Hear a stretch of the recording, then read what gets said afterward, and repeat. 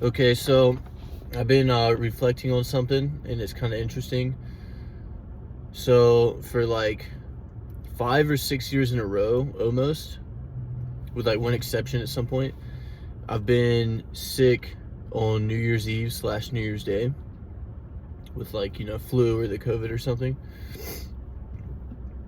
But it's interesting to me how it happened that day, that many years in a row.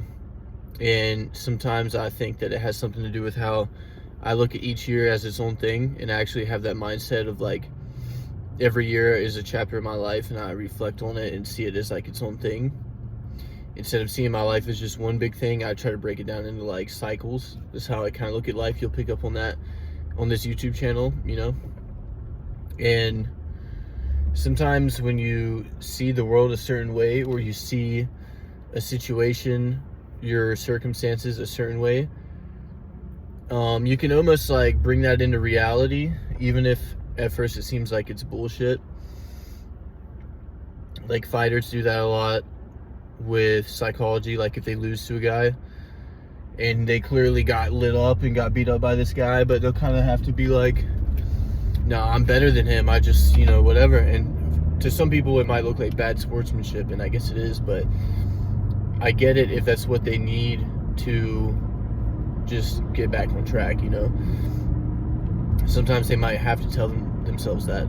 And guess what? It's bullshit unless they go and they win the rematch, and then you're like, damn, maybe it's valid, So all I'm saying is the stories that you tell yourself sometimes can start to manifest in your life, whether that be good or bad. Like, I don't necessarily like getting sick, but it is fascinating to think about.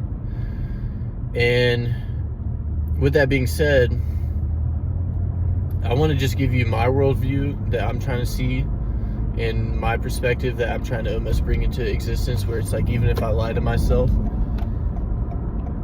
and I can bring a better reality into existence by doing that, then I'll just lie to myself. But I'm seeing it like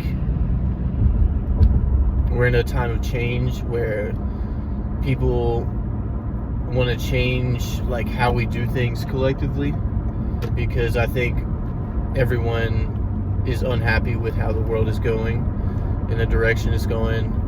Not necessarily completely, but everyone knows that we need to change, and that it's not sustainable to have this like culture we have and the system we have. People know that it's dysfunctional. It's very dysfunctional.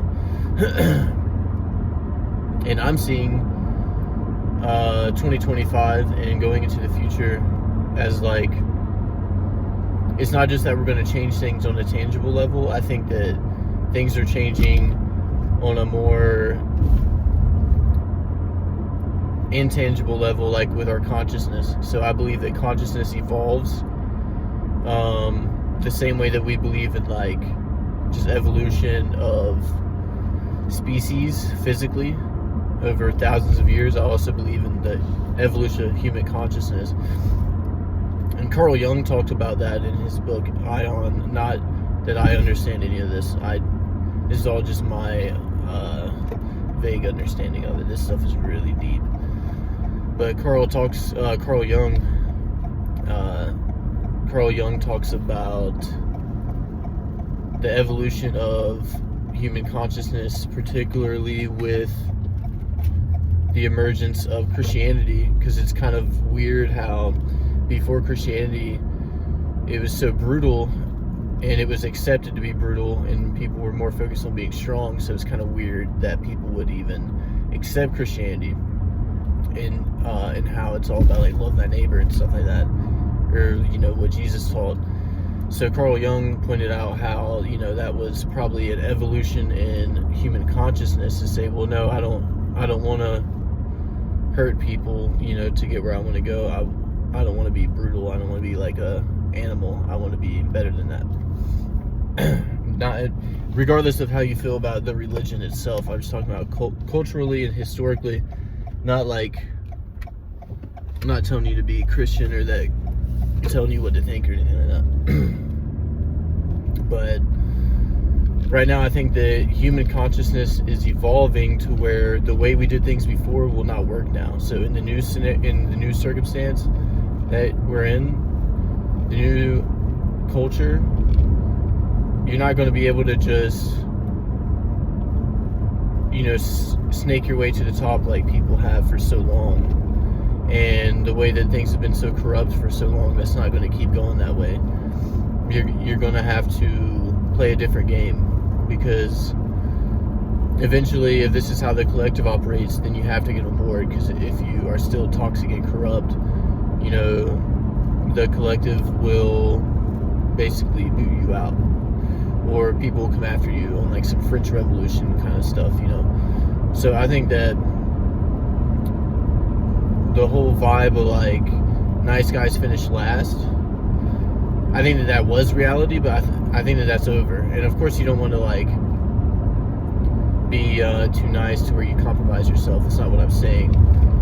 I just think that the vampires and the corrupt people are not going to thrive in the new environment. So, yeah, I don't know. I'm going to have to make another video on that, but I just want to get that idea out.